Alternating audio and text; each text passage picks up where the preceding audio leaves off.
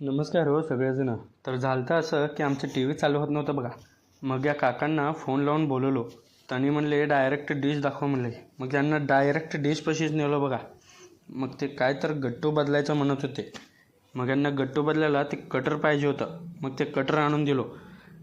मग ते कटरने वायर कट करून हे गट्टू बसवायला चालू केलं बघा डायरेक्ट. पण तेवढंच गट्टू 250 रुपयाला म्हणू. मग ते जाऊ दे म्हणलो आणि त्याने खाली आल्यावर हे टी व्हीमध्ये काय तर सेटिंग करत होते बघा.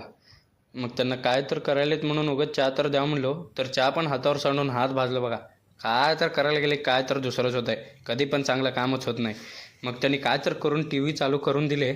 मग चालू करून दिल्यावर त्यांनी 600 रुपये घेऊन गेले हो. मग ते जाऊ दे म्हणलो आणि मी निघालो बघा इस्त्रीचे कपडे आणायला.